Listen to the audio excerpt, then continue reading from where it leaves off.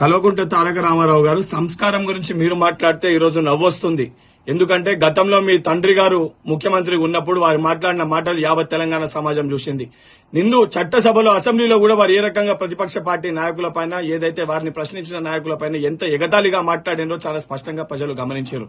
ఈ రోజు రేవంత్ రెడ్డి గారికి ఏదైతే మీ ముఖ్యమంత్రి గత ముఖ్యమంత్రి మీ నాన్నగారు సవాలు విసిరి కాంగ్రెస్ పార్టీ 20 స్థానాలు కూడా గెలవలేదు, కాంగ్రెస్ పార్టీ తెలంగాణలో అధికారంలోకి వస్తే నేను రాజకీయ సన్యాసం తీసుకుంటా అని చెప్పారు.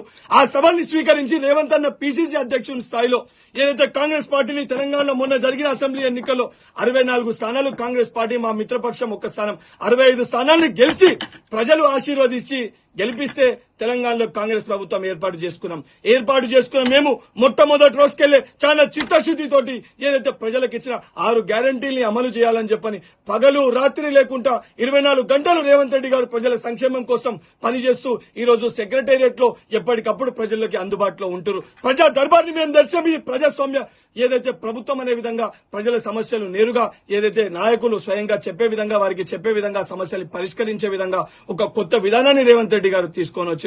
మీరు గతంలో ఏదైతే కేసీఆర్ గారు ముఖ్యమంత్రి ఉన్నప్పుడు చేసింది ఏదంటే ఏదైతే దళితుని ముఖ్యమంత్రి చేస్తా అన్నారు చెప్పి మోసం చేశారు. విద్యార్థులకి కేజీ టు పీజీ ఉచిత విద్య అని చెప్పి మోసం చేశారు. యువకులకి 2 లక్షల ఉద్యోగాలని చెప్పి మోసం చేశారు. మైనార్టీలకి 12% రిజర్వేషన్ అని చెప్పి మోసం చేశారు. గిరిజనులకి పోడు భూములు అని చెప్పి మోసం చేశారు. రైతులకు ఏకకాలంలో రుణమాఫీ చేస్తామని చెప్పి మోసం చేశారు. బీసీలకి బీసీ బంధు అని చెప్పి మోసం చేశారు.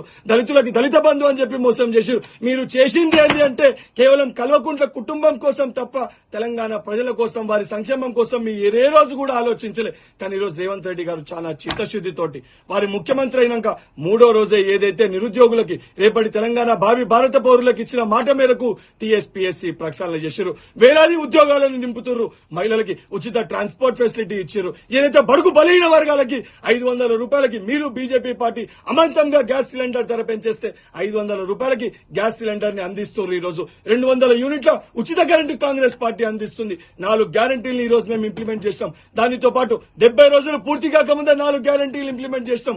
మేము చెప్పిన విధంగా 100 రోజుల లోపల ఉన్న పథకాలన్నీ కూడా మేము ప్రజలకు ఏ రకంగా ఇయ్యను అనే స్పష్టత మాకుంది. తీసుకునే ప్రజలకి స్పష్టత ఉంది. ఇవన్నిటినీ పక్కన పెట్టి ఇష్టం ఉన్నట్టు రేవంత్ అన్న బయటికి రా మల్కాజ్గిరిలో చూసుకున్నాం చెప్పి మాట్లాడుతున్నావు. రామన్న నీ స్థాయి రేవంత్ అన్నది కాదు. బల్మూరి వెంకట్ నేను ఎమ్మెల్సీ పదవికి రాజీనామా చేసి నేను బరిలో దిగుతా. నువ్వు నీ సిరిసిల్లలో ఎమ్మెల్యే పదవికి రాజీనామా చేసి బరిలో దిగు.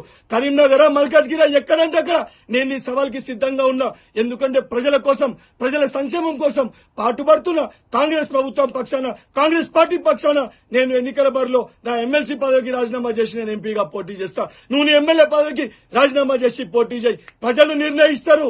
దమ్ము ఎవరికి ఉంది, ఎవరి వైపు న్యాయం ఉంది, ఎవరిని గెలిపించాలి చూసుకున్నాం. నిజంగా నీకు దమ్ముంటే నా సవాల్ని స్వీకరించి ఎన్నికల బరిలోకి రా అని చెప్పని నేను కల్వకుంట్ల తారక రామారావు గారికి సవాల్ విసురుతున్నాను.